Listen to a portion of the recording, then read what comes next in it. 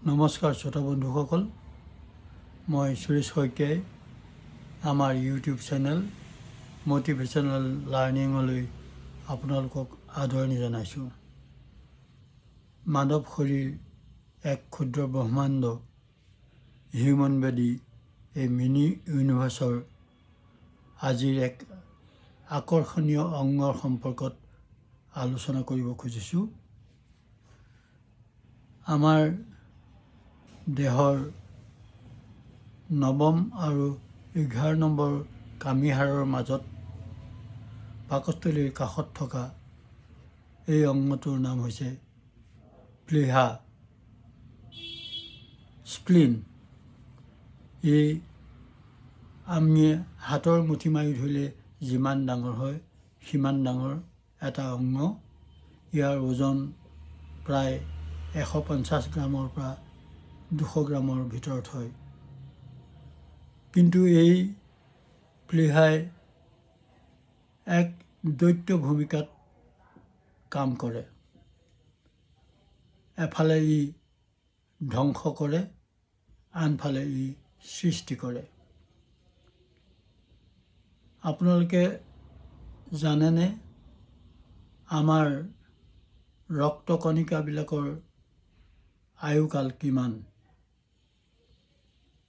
আমাৰ এই ৰক্তকণিকাবিলাক সাধাৰণতে 120 দিন জীয়াই থাকে। এই ৰক্তকণিকাবিলাক দেহৰ বিভিন্ন অংশলৈ যোৱাৰ আগতে স্প্লেনিক আৰ্টেৰী নামৰ এডাল ধমনীৰ মাজেদি এই প্লীহা বা স্প্লিনৰ মাজেদি পাৰ হৈ যায়। আৰু এই স্প্লিনত এখন চেক গেট থাকে। চেক গেটখন পাৰ হ'বৰ সময়ত স্প্লিনে বৃদ্ধ আৰু ডেকাকালৰ সক্ষম ৰক্তকণিকাবিলাক নিৰ্বাচন কৰিব পাৰে। যিবিলাক বৃদ্ধ আৰু অকৰ্মণ্য ৰক্তকণিকা হয় সেইবিলাকক বাছি ধ্বংস কৰি পেলায়।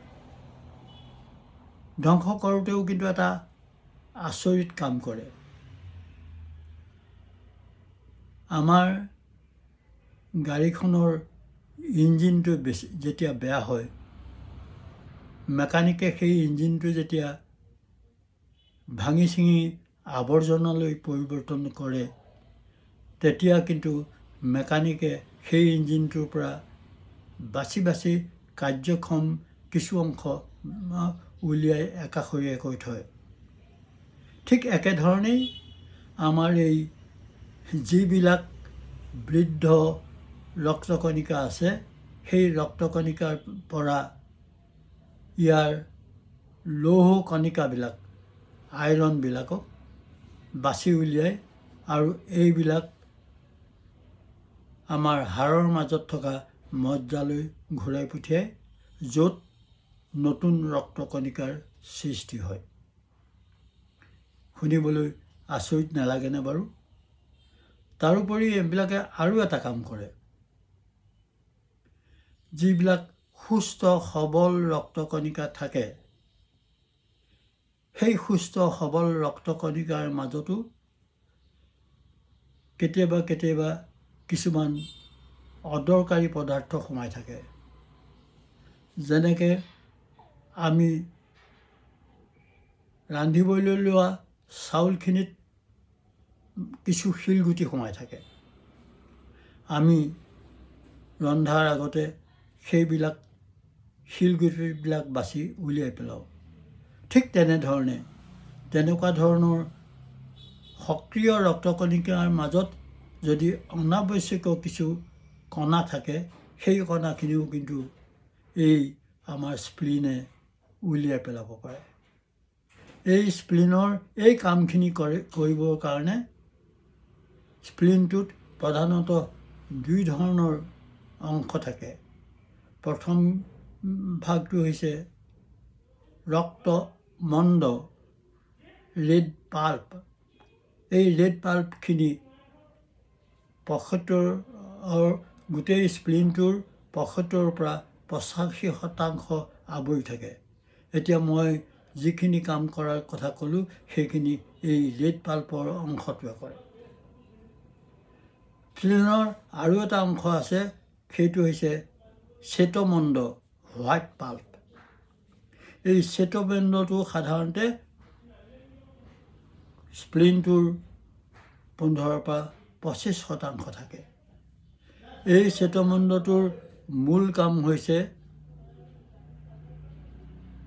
লিম্ফোচাইট নামৰ এবিধ কণিকা সৃষ্টি কৰে, যি এই কণিকাই আমাৰ দেহৰ শত্ৰু বেক্টেৰিয়া বা ভাইৰাছ ইত্যাদিৰ লগত চিনাক্ত কৰে আৰু সিহঁতে এই লিম্ফোচাইটৰ দ্বাৰা সিহঁতক আক্ৰমণ কৰে।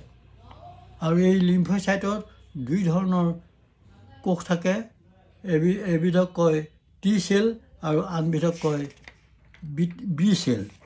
এই টি চেলবিলাকে এই সৈন্যবিলাক উৎপন্ন কৰাৰ কাম কৰে আৰু বি চেলবিলাক হৈছে এই সৈন্যবিলাকৰ উৎপাদন কৰাৰ কিছু কাৰখানা।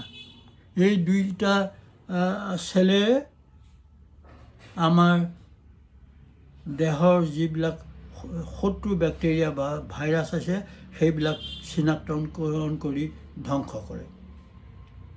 ইয়াৰ উপৰিও স্প্লিনৰ আৰু এটা কাম আছে।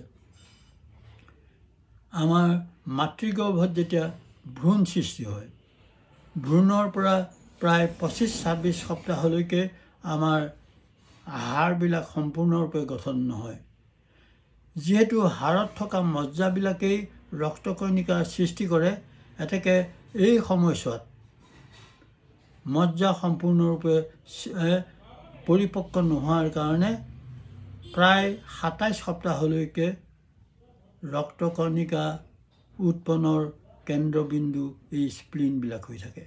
যেতিয়া মজ্জা কাৰ্যক্ষম হয় তেতিয়া স্প্লিনে ৰক্তকণিকা নিৰ্মাণ কৰিবলৈ এৰি দি মজ্জাক এই দায়িত্বভাৰখিনি অৰ্পণ কৰে। ইমান এক শক্তিশালী অংগটোৰ বিষয়ে আমাৰ জ্ঞান যথেষ্ট সীমিত। আৰু আগৰ সময়ত আমি কৈছিলোঁ যে গল ব্লেডাৰ নাথাকিলেও আমাৰ দেহটোত কাম কৰিব পাৰে। ঠিক একেধৰণেই আমাৰ এই স্প্লিন বা প্লীহা ৰোগাক্ৰান্ত হ'লে ইয়াক যদি শল্য চিকিৎসকে আঁতৰাই দিবলগীয়া হয়, তেতিয়াও আমাৰ দেহটোৱে এই কামখিনি কৰি থাকিব পাৰে। এই কামখিনি তেতিয়া যকৃতে সম্পাদন কৰে। কিন্তু আমাৰ যিবিলাক এণ্টিবডি তৈয়াৰ কৰা হয়, সেই এণ্টিবডিৰ কামৰ ক্ষেত্ৰত যথেষ্ট সীমিত হয়। আমি সৰু সৰু বেমাৰতে আমি বৰ বিপদৰ সন্মুখীন হ'বলগীয়া হয়। সেইকাৰণে এই স্প্লিনটো আমি সযতনে ৰখা অতি প্ৰয়োজন। আপোনালোকক এইখিনি স্প্লিনৰ সম্পৰ্কত অৱগত কৰিলোঁ। যদি আপোনালোকে এই ভিডিঅ'টো ভাল পাইছে, আপোনালোকক আমাৰ এই চেনেলটো ছাবস্ক্ৰাইব কৰিবৰ কাৰণে অনুৰোধ জনাইছোঁ। তাৰোপৰি আপোনালোকৰ লাইক, কমেণ্ট ইত্যাদি আমাৰ কাৰণে প্ৰেৰণাৰ উৎস। অহা দেওবাৰে এক নতুন ভিডিঅ' লৈ উপস্থিত হোৱাৰ প্ৰতিশ্ৰুতিৰে আজিলৈ সামৰণি মাৰিছোঁ। ধন্যবাদ।